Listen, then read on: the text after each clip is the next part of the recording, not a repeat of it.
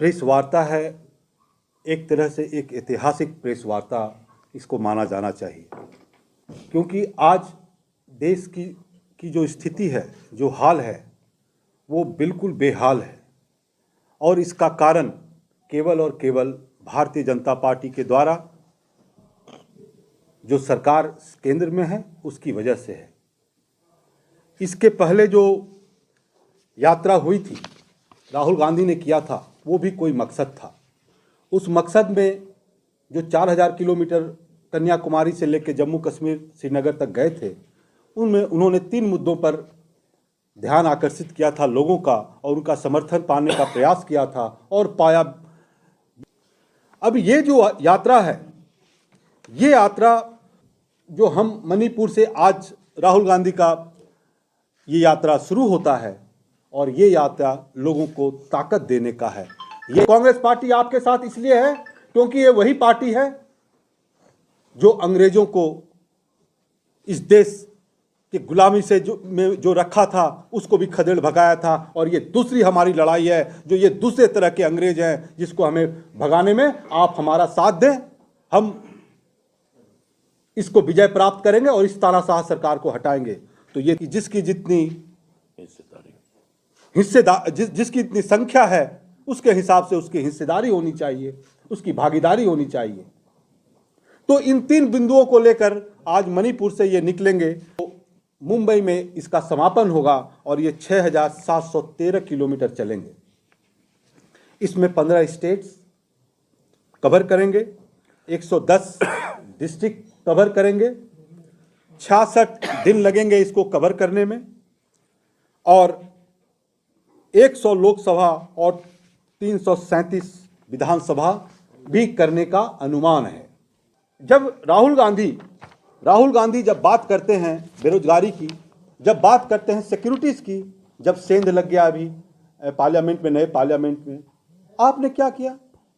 सरकार ने, treasury bank ने क्या किया? आपने 140-150 पार्लियामेंटियन को आप निकाल दिए। और निकालने के पीछे उनकी मंशा देखिए आप, कि 18 कानून इस देश का आपने पास कर दिया बिना चर्चा का। ये कौन सा प्रजातंत्र है भाई? इस प्रजातंत्र में पक्ष और विपक्ष, किसी बिल पर चर्चा होती है, और चर्चा को इसके पहले तो आप ऑर्डिनेंस से आप पास कर देते थे। फार्मर्स बिल इसका परिणाम था, लेकिन क्या हुआ इसका? आपने तो पास कर दिया था, फिर आपको वापस लेना पड़ गया। और हमारे शून्यकाल में जो सवाल, जो क्वेश्चन होते, उनको भी इन्होंने हटा दिया। लोकसभा में 163 क्वेश्चन, राज्यसभा में 194 क्वेश्चन सवाल, और प्रश्न सूची से ही हटा दिया। लोकसभा में जो तारांकित क्वेश्चन होते हैं, 20 तारांकित क्वेश्चन को उन्होंने डिलीट कर दिया, और राज्यसभा में 15 तारांकित क्वेश्चन को हटा दिया, और लोकसभा में अतारांकित क्वेश्चन 230 हटा दिया, और राज्यसभा में 160 हटा दिया। आप बताएं, वो सवाल किसके होते हैं? क्या किसी पार्लियामेंट और पार्लियामेंटेरियन के घर की बात होती है? वो तो जहां से रिप्रेजेंट करते हैं, उनका वो सवाल होता है। आप उनके सारे सवालों को, तो ये जो सरकार है, ये सरकार जन विरोधी सरकार है, तानाशाह सरकार है, जिसको जन कल्याण से मतलब नहीं है, युवाओं से मतलब नहीं है। बताएं, हम जेपीसी की बात करते हैं, आपने राहुल गांधी को निकाल दिया पार्लियामेंट से। राहुल गांधी सबसे पॉपुलर लीडर है, पॉपुलिस्ट लीडर है, वो युवाओं में, किसानों में, महिलाओं में।